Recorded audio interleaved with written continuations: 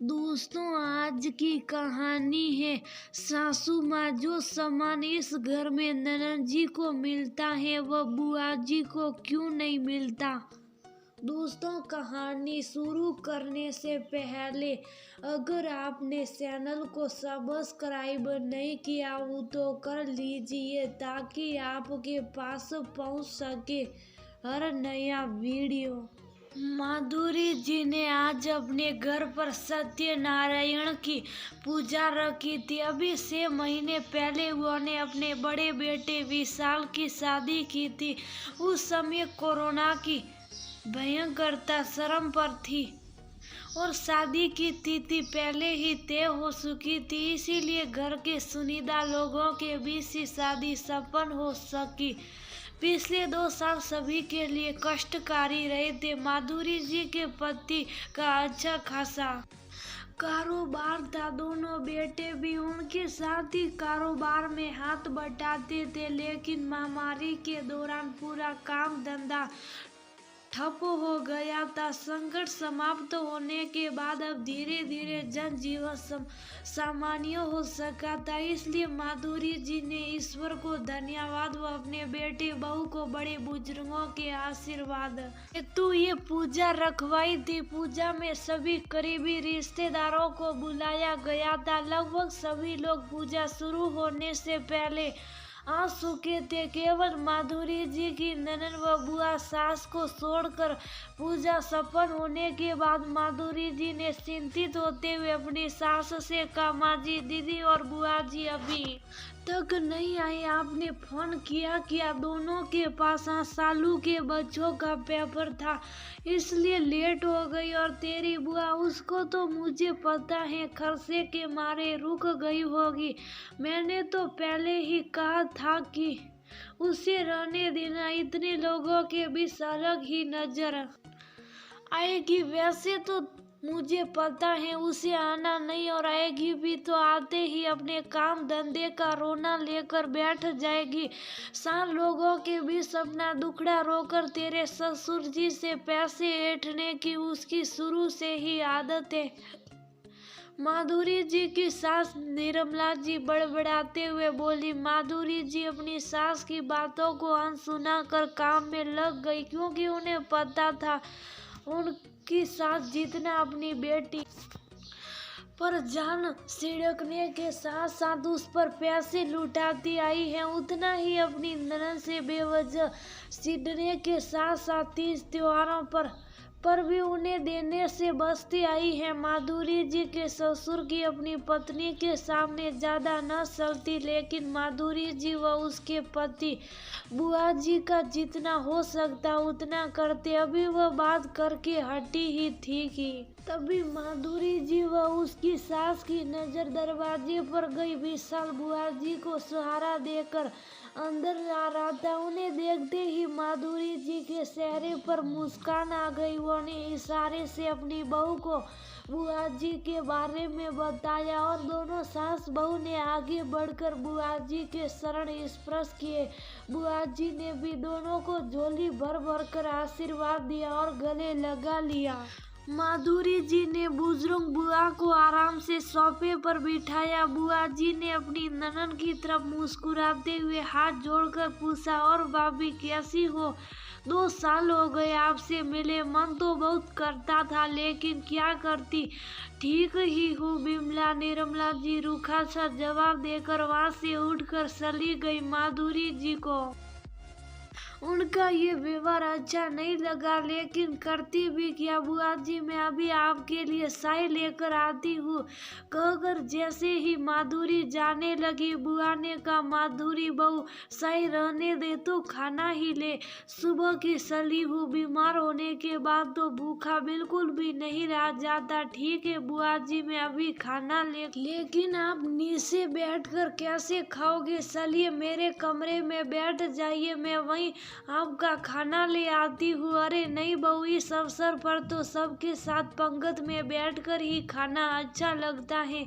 वैसे भी अच्छा लगेगा क्या मैं तेरे कमरे में बैठकर खाना खाऊं? बुआ जी, सबको पता है आपके पैरों में दिक्कत है। नीचे बैठना आपके लिए सही नहीं, कोई बुरा नहीं मानेगा। कहते हुए माधुरी उन्हें सहारा देकर अपने कमरे में ले जाकर बेड पर बिठा खुद खाना लेने चली गई।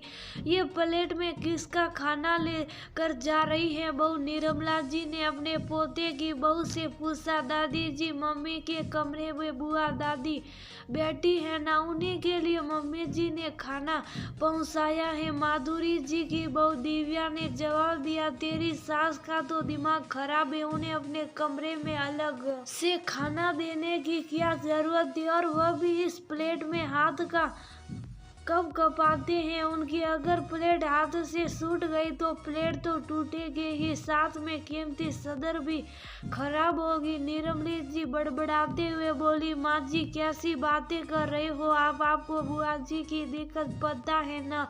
फिर भी अरे सदर ही है तो धुल जाएगी। कहते हुए माधुरी ने अपनी बहू को खाना कमरे में ले जाने का इशारा किया। खूब मनमानी करो, अब तो सारा राजपाट तुम्हारा है ना? निर्मला जी गुस्से से अपनी बहू को देखते हुए बोली। इतनी देर में सालू अपने दोनों बच्चों व पति के साथ अंदर दाखिल हुई। उसे देखते ही निर्मला जी का चेहरा खिल उठा।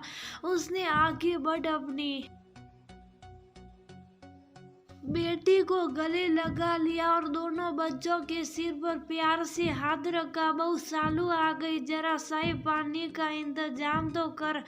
नहीं मम्मी, पहले खाना खाएंगे, भूख के मारे दम निकला जा रहा है। सालू ने कहा। ठीक है बेटा, तू विशाल के कमरे में चल कर बैठ, मैं तेरे लिए वही खाना पहुंचाती हूँ।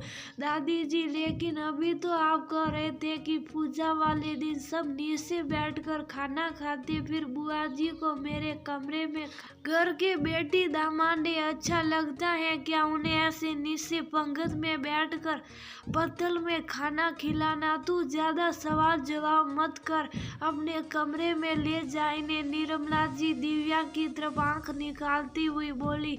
माफ करना दादी जी, बेटी तो बुआ दादी भी इस घर की है, फिर उनको वह माँ समान क्यों नहीं जो बुआ जी को दिया जा रहा है। पहला अधिकार तो बुआ दादी का है इस घर पर। एक ही घर की बेटियों में इतना भेदभाव क्यों? इसलिए कि अब उनके माता पिता नहीं। क्या सबके माता पिता सदैव रहते हैं? दिव्या ने शांत किंतु दृढ़ आवाज में अपनी दादी सास से सवाल किया। देख रही है माधुरी, कल की आई हुई तेरी बहू कैसे जबान लड़ा रही है मुझसे, और तू है कि खड़ी सुन रही है? जो आज मेरे साथ कर रही है कल तेरे साथ भी करेगी। निर्मला जी गुस्सा होते हुए बोली। हाँ माँ जी, बहू को बेटी दामाद के सामने ये सब नहीं करना चाहिए था, लेकिन क्या करूं, आजकल की लड़कियां हमारी तरह सहनशील नहीं। जो उन्हें गलत लगता है मुंह पर कहती है, मन में रख घूटती नहीं। वैसे भी माँ जी, बहू कुछ गलत भी तो नहीं कह रही जो मैं उससे नाराज हूँ। कहते हुए माधुरी जी ने सालू व उसके पति को सारी बात बताई।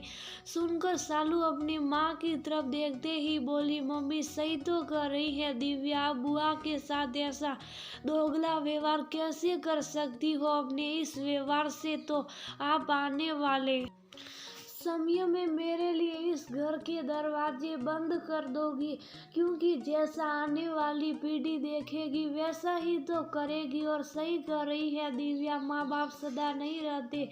इसका मतलब तो जैसा व्यवहार आप बुआ जी के साथ कर रहे हो, आने वाला समय में आपकी बेटी के साथ भी यही सब होगा। कहते हुए सालू की आंखें भर आई। सालू की बातें सुन निर्मला जी का दिल धक से रह गया। ये तो उन्होंने सपने में भी नहीं सोचा था कि अपने इस व्यवहार से अनजाने में ही वह अपनी बेटी के लिए गड्ढे खोद रही है। क्या उनके बाद उनकी बेटी के साथ भी वही व्यवहार होगा जो वह अपनी ननद के साथ करती आई है? सोचकर ही उनकी रूह कांप गई।